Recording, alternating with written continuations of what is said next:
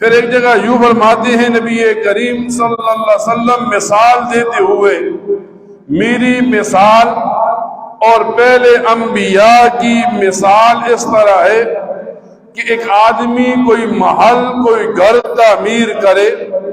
پورا گھر تعمیر ہو جائے، ایک اینٹ کی جگہ باقی رکھی جائے، اخیر میں وہ اینٹ لگا دی جائے، وہ گھر مکمل ہو جاتا ہے۔ فرمایا اسی طرح اللہ تعالی انبیاء کو بھیجتے رہے، اس نبوت کے محل کو تیار کرتے رہے، پھر سب سے آخر میں مجھے بھیج کر اس محل کو مکمل کر دیا۔ نبی کریم صلی اللہ علیہ وسلم اپنے صحابہ کو بتاتے ہیں، بنی اسرائیل کی قومیں گزری ہیں، بنی اسرائیل میں یہ ہوتا ایک نبی کو اللہ تعالی بھیجتا، پھر وہ نبی جب تک دنیا میں ہوتا ان کے سارے طریقوں کو چلاتا، جب ایک نبی کا دنیا سے جانے کا وقت ہوتا اللہ تعالی دوسرے پیغمبر اور نبی کو بھیج دیتا۔ لیکن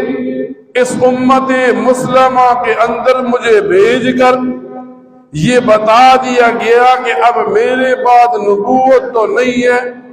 ہاں میرے بعد خلفاء ہوں گے جو بہت زیادہ ہوں گے۔ ایک دن نبی کریم صلی اللہ علیہ وسلم حضرت عمر فاروق سے مخاطب ہو کے فرمانے لگے، اے عمر، اگر میرے بعد کوئی نبی ہوتا تو تو نبی ہوتا، لیکن نبوت کو میرے اوپر ختم کر دیا، اب میرے بعد کوئی دوسرا نبی نہیں آئے گا۔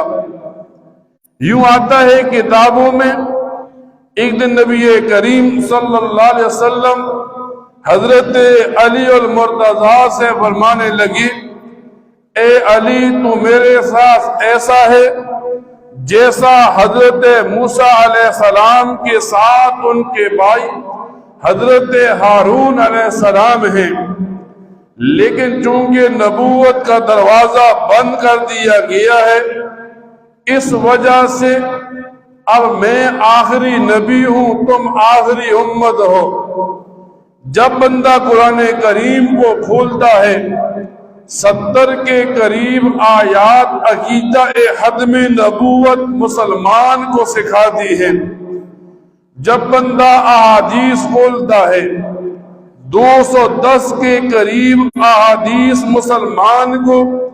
عقیدہ ختم نبوت سکھاتی ہے۔ جب ایک مسلمان کے سامنے عقیدہ ختم نبوت کو بیان کیا جاتا ہے تو سب سے پہلے نبی کریم صلی اللہ علیہ وسلم کی احادیث میں ایک حدیث آتی ہے کہ نبی کریم صلی اللہ علیہ وسلم فرماتے ہیں کہ میرے بعد قیامت تک 30 دجال اور جھوٹے کھڑے ہوں گے، ہر ایک کہے گا میں آخری نبی ہوں،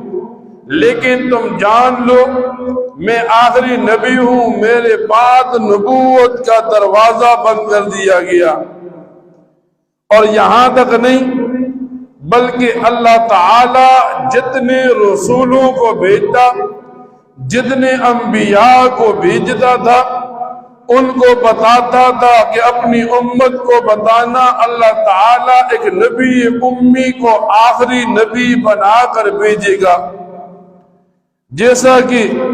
حضرت شعیب علیہ السلام کو اللہ تعالی بتاتے ہیں، اے میرے پیغمبر میں ایک امی آخری نبی کو بھیجوں گا جو میرے کانوں کو، اندھی آنکھوں کو، بند دلوں کو کھول کر رکھ دے گا، اور اس کی پیدائش کا مقام مکہ ہوگا، اس کی ہجرت کی جگہ مدینہ ہوگی، اور اس کی شریعت آخری شریعت ہوگی۔ آج ایک